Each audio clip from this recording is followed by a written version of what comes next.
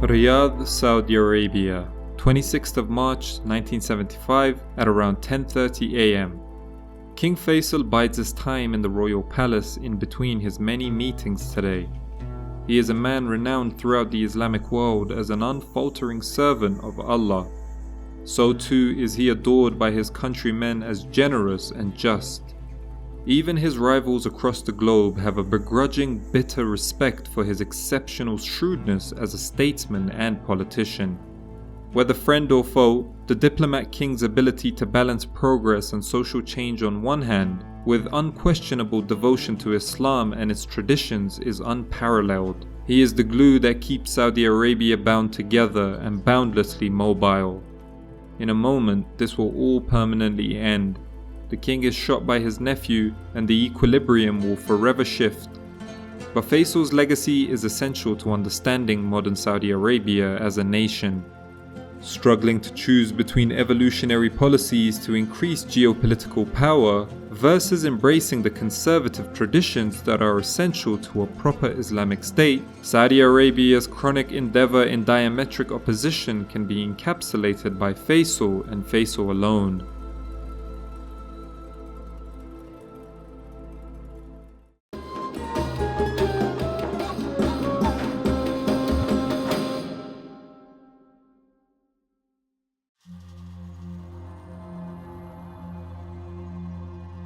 Faisal's determination to balance secular geopolitics and religious tradition was an issue intrinsic to the Saudi state.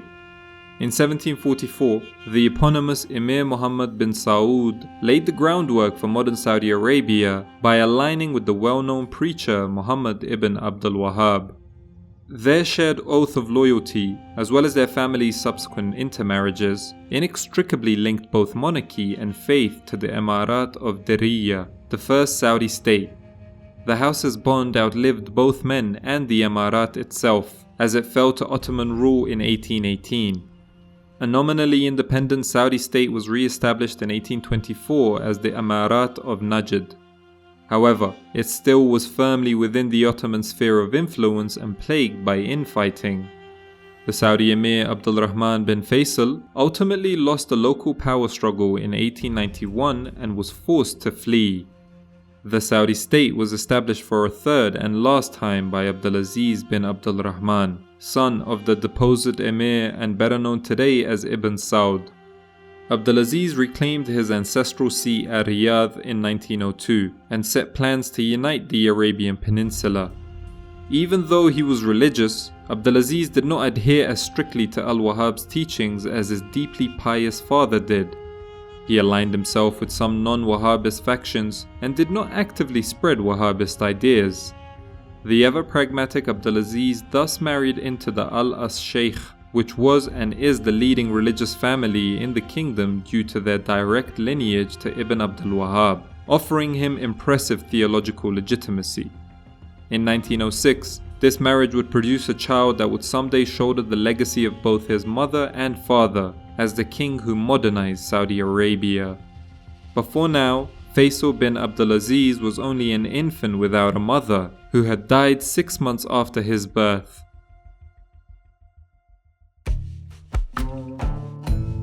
Even during his early childhood, Faisal demonstrated the intelligence and studiousness befitting of a future monarch. He would spend the first 9 years of his life with his deceased mother's parents, at which point he completed his studies of the Quran and Islamic law and doctrine, showing devotion to theological studies.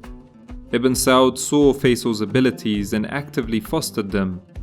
At age 10, Faisal studied under personal tutor Hafiz Wahba, a rising star in contemporary Arab politics and eventual co-director of Aramco.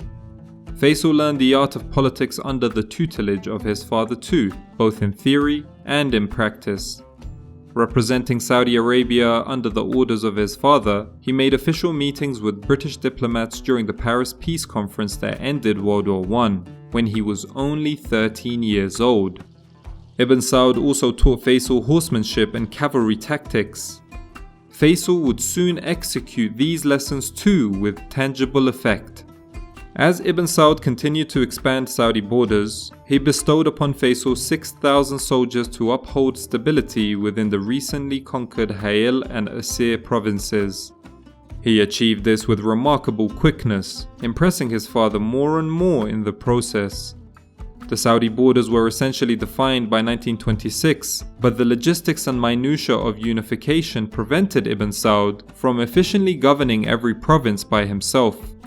He needed governors, so 2 months before his 20th birthday, Prince Faisal was named Viceroy of the storied and recently conquered province of Hijaz.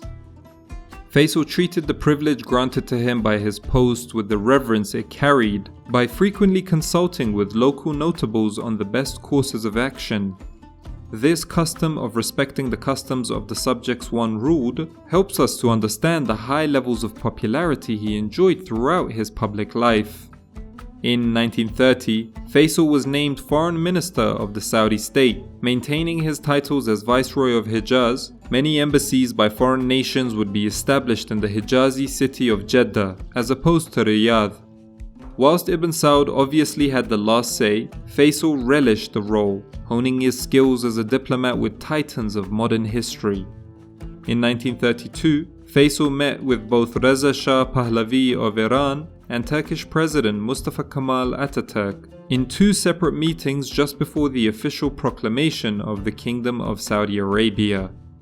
The young prince got along famously with both the Iranian and Turkish heads of state.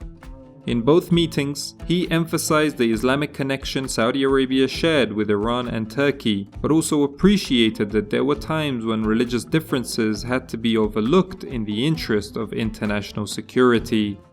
Even if both Iran and Turkey were moving in a defiantly secular direction, Faisal was at his best maintaining the equilibrium of disparate priorities that diplomacy required, just as he would balance tradition and progress as king. Ultimately, he would serve as Minister of Foreign Affairs from his appointment in 1930 until his death in 1975, with a 2-year gap from 1960 to 1962. For the next 21 years, Faisal continued to be an effective and dutiful foreign minister and his father's favorite son. 1953 then was a year that presented difficult questions the Saudi kingdom at large would have to consider. For years, the aging Ibn Saud had wrestled with the decision of which of his sons should succeed him. Faisal had more than proven his worth as viceroy and foreign minister, and Abdulaziz admired his son's modesty and piety. Meanwhile, Crown Prince Saud, Abdulaziz's oldest living son, exhibited an excess of vanity and a shortage of ability. Forced to choose between merit and stability, Abdulaziz erred on the latter. On December 9, 1953, with Faisal at his side, the 78-year-old King Abdulaziz bin Abdulrahman died. He was succeeded by King Saud bin Abdulaziz Al Saud. Crown Prince Faisal would now have to navigate relations with his already estranged half-brother without their father to mediate.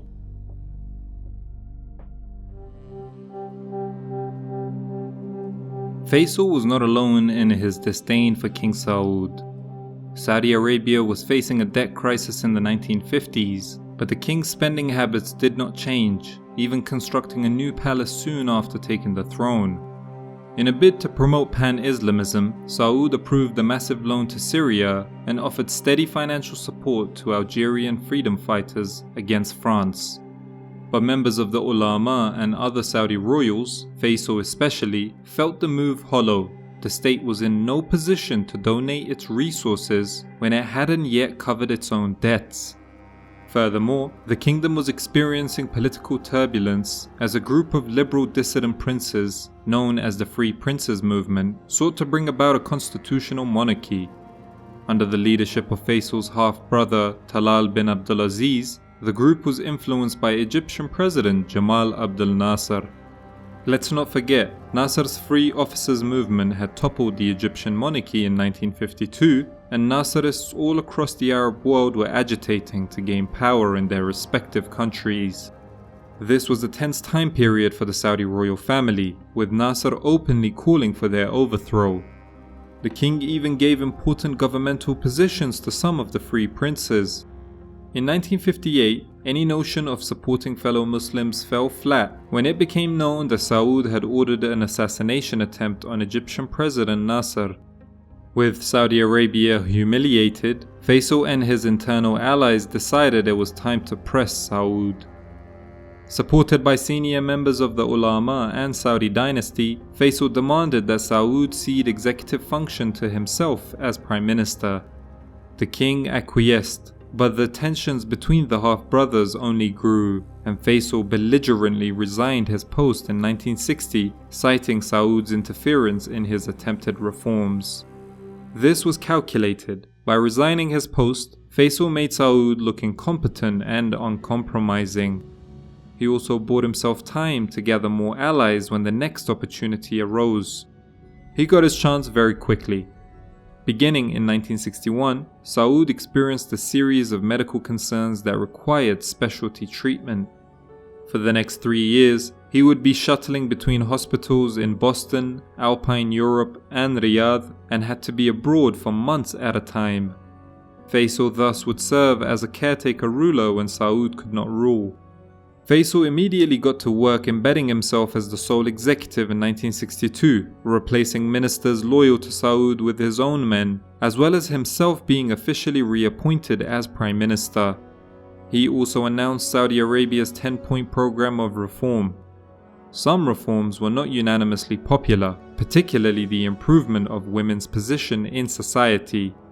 But a reinvigorated commitment to Islam and Sharia law, a social safety net, economic liberalization and public development projects, and the abolition of slavery all contributed to public perception of Faisal as the solution to all of Saudi Arabia's problems. In 1964, Saud demanded his restoration and for Faisal to be stripped of all powers as caretaker. But by this point, the Saudi royal family and ulama had effectively united behind Faisal. The Saudi Grand Mufti, Faisal's close cousin from his mum's side, even issued a fatwa calling upon Saud to officially abdicate in favor of Faisal. Faisal insisted that Saud could maintain the title if he ceded all real executive power to himself. After a standoff between Saud's personal royal guard and the kingdom's national guard, Saud begrudgingly stepped aside for Faisal to be named regent. With religious and political backing, Faisal had won the throne and even forced Saud into exile. It was the first of his cunning acts as king that balanced the pragmatic and Islamic doctrine. It would not be his last.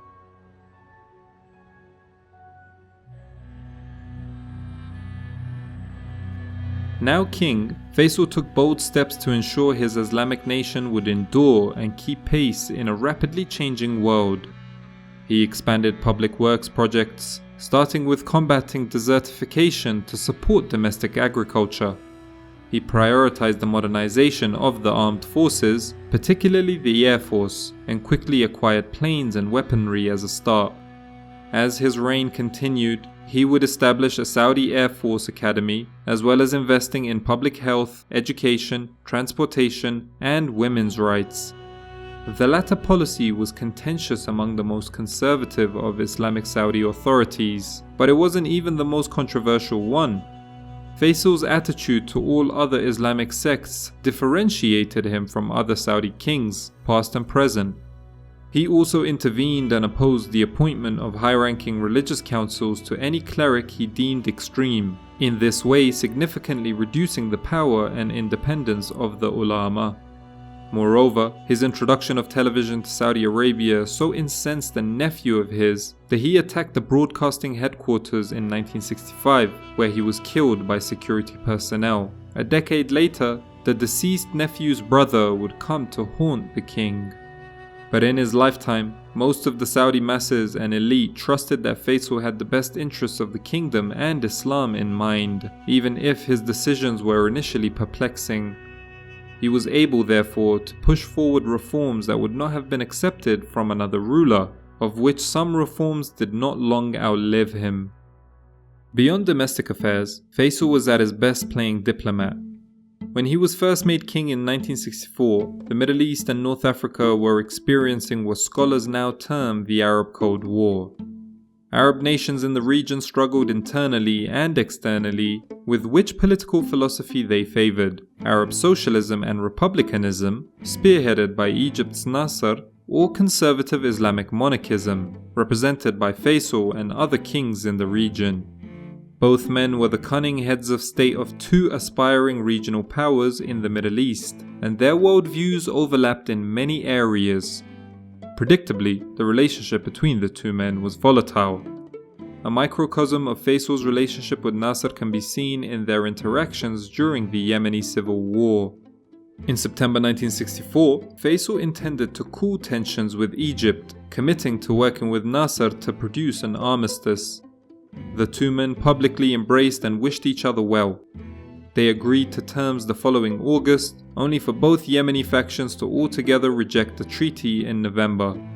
Faisal quickly distrusted Nasser under the backdrop of the failed negotiations, as well as Nasser's increasingly friendly relationship with the Soviet Union. The feeling was mutual, as Nasser ripped Faisal's character in a speech on 23rd of December that year. But Faisal's opinion, or at least his policy, on Nasser's Egypt loosened in the summer of 1967 in the wake of Israel's crushing victory over the Arab nations in the Six-Day War. Cognizant of both Nasser's reinvigorated approval in the region and of his own staunch commitment to pan-Islam, the Saudi king offered millions of dollars in aid to the dumbfounded Nasser. Negotiations between Egypt and Saudi Arabia regarding Yemen promptly resumed, with both sides agreeing to drastically scale back their influence in the civil war. Following this, Saudi Arabia assumed a more prominent role in the region relative to the other Arab states. This position only solidified upon Nasser's sudden death of a heart attack in 1970. Islamic monarchism seemed to have prevailed over pan-Arab republican socialism, at least for now. However, the dynamic was more emblematic of Faisal's Middle Eastern policy, not because of a sense of triumph, but a sense of compromise. Though they could never fully square the differences in their personalities and philosophies, Faisal would have always supported Nasser or any other Egyptian regime against Israel. Secular or not, Nasser was still Muslim. Faisal knew the West and its proxies served a greater threat, an imminent threat at that.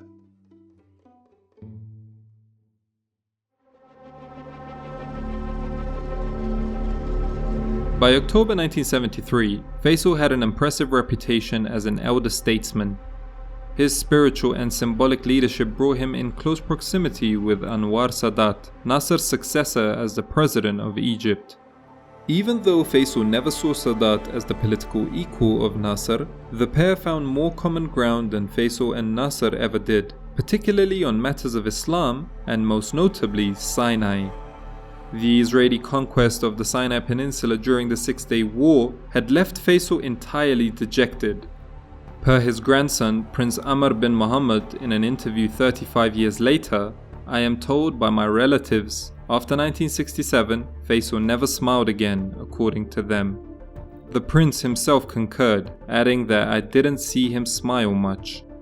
Much of this can be attributed to the Israeli takeover of the city of Jerusalem in 1967.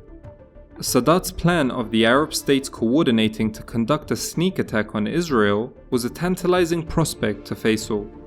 Though he was never one to recklessly plunge into war, any negotiation with Israel would have legitimized Zionism, a notion he fundamentally rejected. The Sinai Peninsula's strategic value and sacred status in Islam made the decision clearer. Thus, on the 6th of October 1973, coinciding both with the 10th day of Ramadan and the supreme Jewish holy day of Yom Kippur, the Arab states made their move. But the strength of this united Arab front, as well as the extent of Faisal's pan-Islamic devotion, was soon put to the test. Sadat's haphazard attempts to play Washington and Moscow off each other now loomed large, as the USSR's anti-American rhetoric did not translate to any intention to intervene on the Arabs' behalf. The Arab coalition was dealing with an existential threat with an empty hand, unless they could draw black gold. The world ran on the Gulf states' oil, and Faisal now pondered whether to leverage that. Previously reluctant to take any policies that might offend American interests, he instructed Saudi oil minister Ahmad Zaki Yamani to confer with other coalition delegates to fire a proverbial warning shot. OAPEC, the Organization of Arab Petroleum Exporting Countries, would start small. Each state agreed on 17th of October to drop oil production by 10%, reducing production an additional 5% for each successive month. They also agreed to raise oil prices from $3 per barrel to a set $5.12 per barrel. Thinking this was a bluff, the Nixon administration sent an additional $2 billion in aid to Israel. For Faisal, it was now or never: submit to stable friendly relations with the West, or support the disparate Muslim regimes and risk upending the global economic order. Faisal opted decisively for the latter. Completely blindsiding American foreign policy experts, Saudi-led OAPEC agreed to a self-enforced embargo of all oil barrels to the United States.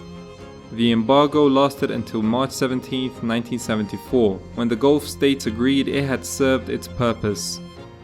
Scholars debate the effectiveness of the embargo when matched to its original intent. The Arab and Israeli forces agreed to a ceasefire that ended the war on the 25th of October, but the predominant view owes this above all to American and Soviet cooperation. Likewise, the United States had other sources from which it acquired oil, and thus was not at risk of running out. Furthermore, Faisal and Yamani's persistent attempts to lower oil prices after the embargo was lifted have been criticized as too pro-American and unequally beneficial to Saudi Arabia relative to the other Gulf states. But American consumers begrudgingly acknowledge the normal price of oil has forever risen past the previous accepted value, regardless of the desires of Faisal and Yamani.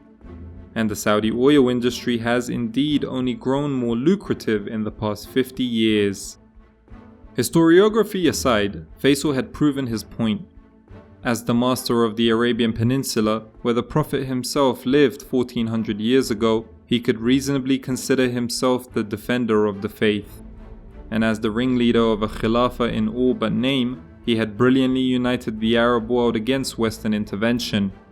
Political ideology had divided them in the past and would fracture them again in the future. But at least for one moment, the secular Egyptian and Syrian regimes, supported by the monarchies of Saudi Arabia, Jordan, and Morocco, had forced the West to stand down. The perfect marriage of Ibn Saud's ruthless secular pragmatism and his forefathers' unequivocal devotion to Wahhabism, this was Faisal's magnum opus. Unable to simply overthrow one of the sheikhs, American Secretary of State Henry Kissinger could only seethe that Faisal had won this round. Whilst the oil crisis was going on, Faisal first acquired 25% of the Aramco company which controlled the country's oil industry, before increasing that share to 60% in 1974. The nationalization of oil was a major theme of Middle Eastern history at this time. By 1980, Saudi Arabia bought Aramco out, thereby gaining complete control over their oil industry.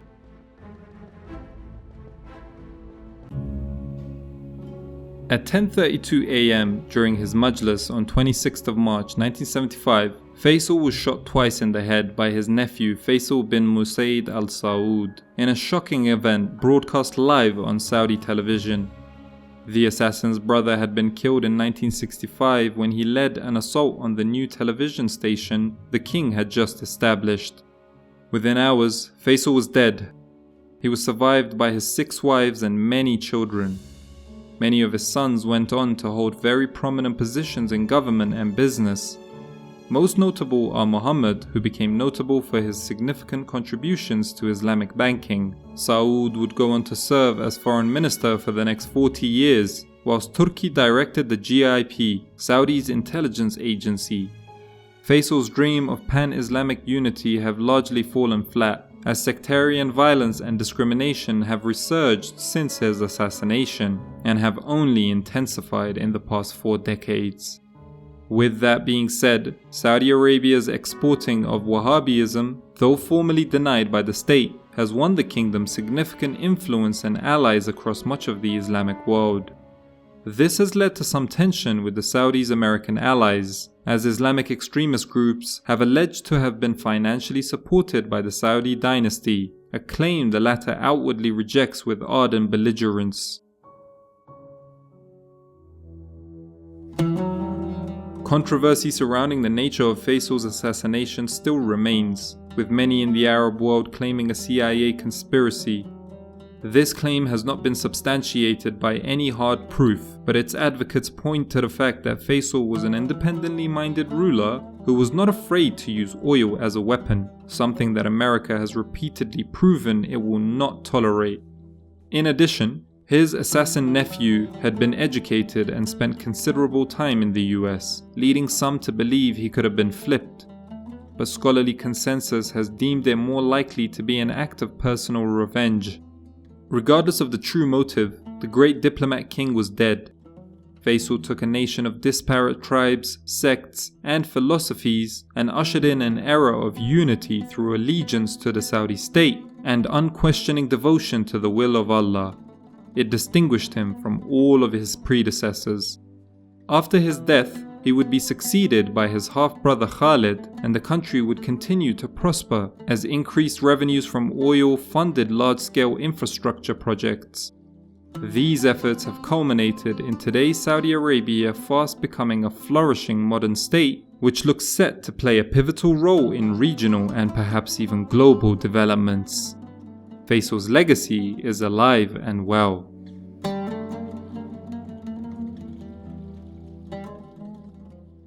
Thank you guys for watching. I want to thank my Patreons for always supporting. If you want to financially support Hikmah History, there's a link to my Patreon in the description to this video. Until next time, peace!